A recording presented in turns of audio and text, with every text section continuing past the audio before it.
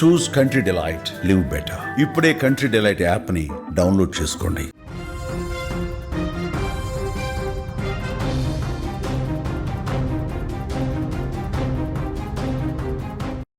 Women's world కప్లో భారత్ ఘన విజయం సాధించి కప్పు గెలుచుకున్న సంగతి తెలిసిందే. సౌత్ ఆఫ్రికాపై 52 పరుగులతో సూపర్ విక్టరీ కొట్టారు మనోళ్ళు. మైదానంలో తీవ్ర భావోద్వేగానికి గురయ్యారు సఫారీ అమ్మాయిలు. కంటతడితో ఆ టీం సభ్యులందరూ కూడా కనిపించారు. ఇండియా ప్లేయర్స్ని హత్తుకుని అభినందనలు తెలియజేసిన పరిస్థితి. మీ విజయం చూసి గర్విస్తున్నామంటూ పొగడ్తల వర్షం కూడా కురిపించారు. సఫారీ టీంపై ప్రస్తుతం భారత అభిమానులు ప్రశంసలు కురిపిస్తున్నారండి. ఎందుకంటే మీ పోరాటం అద్భుతం, మీరు గొప్పగా పోరాటం చేశారు, కానీ ఇండియా గెలిచింది, కప్పు గెలిచింది. అయినప్పటికీ మీరు చాలా గౌరవంగా హుందాగా వ్యవహరించారు. భారత ఆటగాళ్లను మీరు హగ్ చేసుకుని, అంటే ఆటను ఆటలాగే చూడాలి, గెలుపును గెలుపులాగే చూడాలి, శత్రువులా చూడకూడదు అని ఒక గొప్ప సందేశాన్ని ఇచ్చారు. అంతిమంగా గెలిచింది మీరే కాబట్టి ఈ కప్పు మీకే సొంతం, కానీ మైదానం వెలుపల మళ్ళీ మన స్నేహం వెల్లివిరియాలి అన్న ఉద్దేశంతో అలాంటి ఒక సదుద్దేశం ఆ ప్లేయర్స్లో కనిపించిందండి. ఒక్కసారి దృశ్యాలు కూడా చూడండి.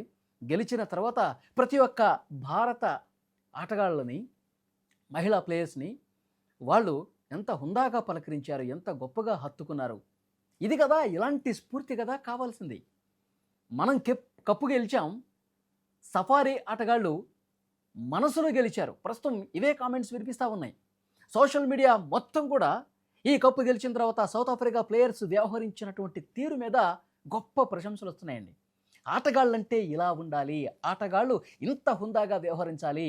విజయాపజయాలు సహజం, ప్రతి ఆటలో ఎవరో ఒకరు గెలుస్తూ ఉంటారు, ఓడిపోతూ ఉంటారు. కానీ వాళ్ళు చూపించేటువంటి ఆ భావోద్వేగం, ఆ హత్తుకునే విధానం, చూపించే ప్రేమ నిజంగా చిరస్థాయిగా నిలిచిపోయేటువంటి పరిస్థితి ఉంది.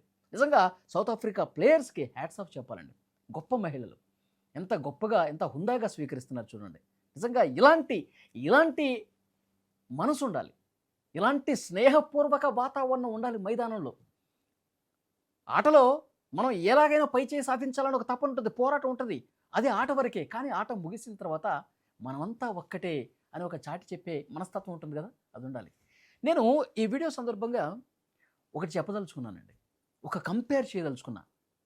పాకిస్తాన్ ఆటగాళ్ళు కనీసం వీళ్ళను చూసి బుద్ధి తెచ్చుకోవాల్సిన అవసరం ఉంది. పాకిస్తాన్ ఆటగాళ్ళు ఈ సౌత్ ఆఫ్రికా ప్లేయర్స్ని చూసైనా కొద్దిగైనా సిగ్గు తెచ్చుకుంటే బాగుంటుంది అనిపిస్తుంది. కంపారిజన్ ఎక్కడ చేయాలంటే, మొన్న ఆసియా ట్రోఫీ కప్ మనం ఆడేటప్పుడు 3కి 3 మ్యాచ్లు మనం అవుట్ చేసాం వాళ్ళని. 3 మ్యాచ్లు మనమే గెలిచేసాం. కానీ వాళ్ళు ఓడిపోతున్నారన్న ఉద్దేశంతో ఆ ప్లేయర్స్ ఏం చేశారు, మైదానంలో పాకిస్తాన్ ఆటగాళ్ళు ఏం చేశారు, ఒకటేమో గన్ ఫైర్ సెలబ్రేషన్స్ అంట. అదందరికీ మీ అందరికి గుర్తుండే ఉంటుంది. ఆ రోజు మ్యాచ్ జరుగుతున్నప్పుడు పెహల్గాం ఉగ్రదాడితో 26 మంది భారతీయులను కోల్పోయినటువంటి ఆ బాధ, ఆ కుటుంబాల బాధ ఇంకా మన కళ్ళ ముందు కనిపిస్తూనే ఉంది కదా. కానీ వీళ్ళు రెచ్చగొట్టడానికి గన్ ఫైర్ సెలబ్రేషన్స్. ఒకడేమో మీ యుద్ధ విమానాలు ఆపరేషన్ సింధూర్ చేసినప్పుడు ఇట్లా అంటాడు ఒకడు మైదానంలో, మీ యుద్ధ విమానాలన్నీ నేను కూలగొట్టేసాం మేము అని ఒకటి చెప్తాడు. ఇదే అంటే మైదానంలో ఎలా ఉండాలి, ఎలా ప్రవర్తించాలి కనీసం జ్ఞానం లేని మూర్ఖులు పాకిస్తాన్ వాళ్ళు. నేను అందుకే చెప్తున్నా, సౌత్ ఆఫ్రికా ప్లేయర్స్ని, అందులోనూ ఈ అమ్మాయిల్ని, మహిళల్ని చూసైనా నేర్చుకుంటారా మీరు, కనీసం బాగుపడతారు. ఆటను ఆటలాగా చూడాలి.